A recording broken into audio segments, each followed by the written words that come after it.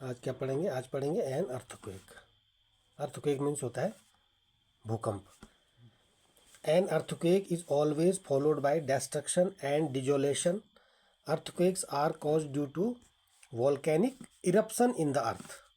क्या कह रहा है? An earthquake is always followed by destruction, यानी अर्थक्वेक जो है वो हमेशा डिस्ट्रक्शन को फॉलो करता है। यानी अर्थक्वेक से हमेशा क्या होता है? विनाश ही होता है ना।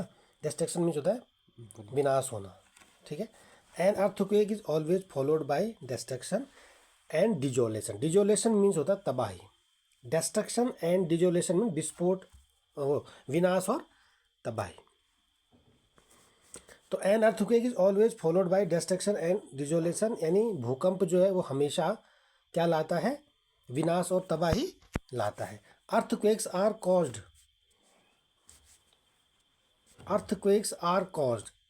ड्यू टू मीन्स होता है के कारण। वॉल्केनिक इरप्शन, वॉल्केनिक माने होता है ज्वालामुखी, इरप्शन माने होता है विस्फोट।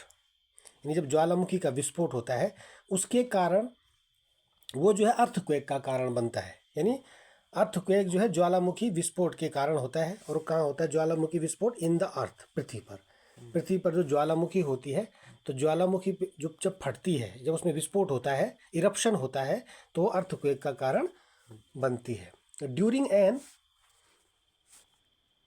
मीन्स के दौरान, के समय। एन अर्थक्वेक के समय सीमेंटेड ब्रिक बिल्डिंग्स फॉल। जो सीमेंटेड ब्रिक बिल्डिंग्स होती हैं, सीमेंट से बनी हुई, ईंटों से बनी हुई बिल्डिंग्स होती हैं, वो क्या हो जाती है? फॉल, गिर जाती हैं। लाइक प्लास्टिक मॉडल्स, जैसे प्लास्टिक का मॉडल गिरता है उस तरह से वो गिर जाती है, ठीक है। जब अर्थक्वेक होता है, अर्थक्वेक के समय क्या होता है? जो सीमेंटेड ब्रिक बिल्डिंग्स होती है, यानी जो सीमेंट और ईंट से बनी हुई इमारतें होती हैं, वो एक प्लास्टिक मॉडल की तरह गिर जाती हैं।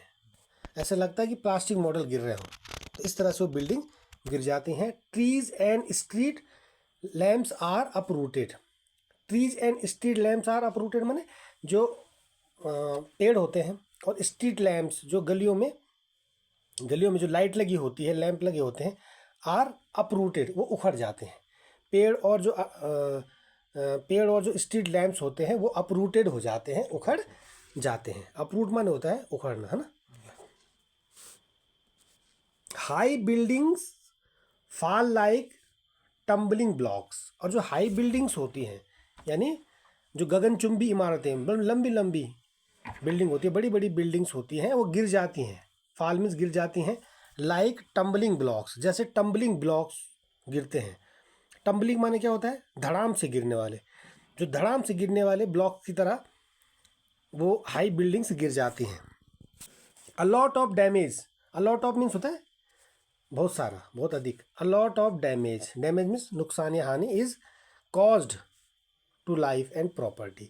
यानी जीवन और प्रॉपर्टी माने होता है संपत्ति, ठीक है। नहीं बोलते जन धन की हानि, यानी लोगों की भी हानि होती है, यानी लोगों का जीवन चला जाता है, उनको चोटें लग जाती हैं, घायल हो जाते हैं। और उनकी जो प्रॉपर्टी होती है वो भी उसका क्या, वो सारी क्या हो जाती है?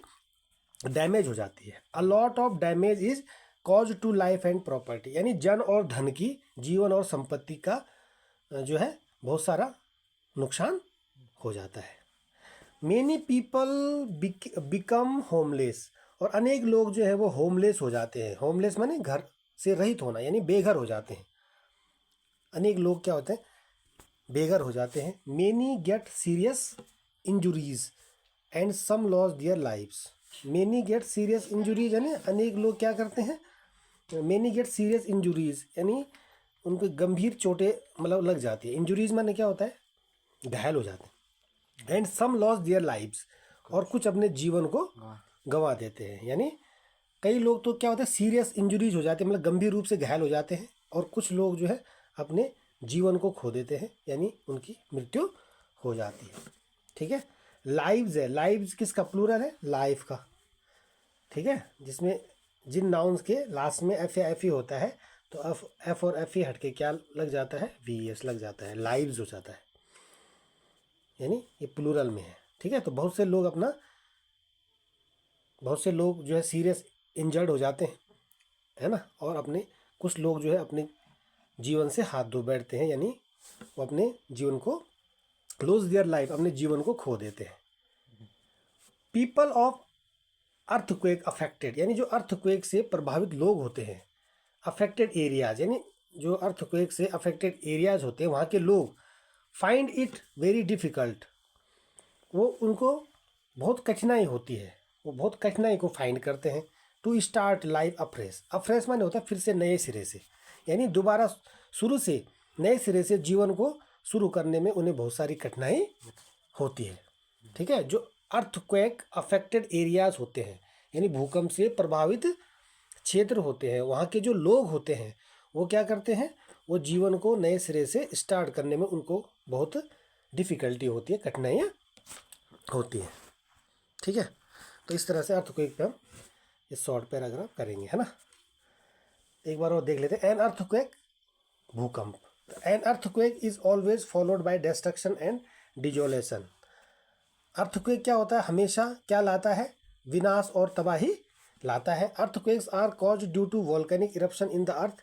अर्थक्वेक क्या है, पृथ्वी में जो ज्वालामुखी इरप्शन होता है, विस्फोट होता है, उसके कारण अर्थक्वेक आता है या अर्थक्वेक होता है।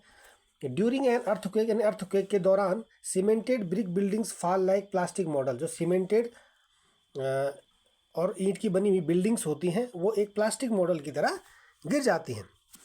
Trees and street lamps are uprooted, जो ट्रीज और स्ट्रीट लैम्प्स होते हैं वो उखड़ जाते हैं।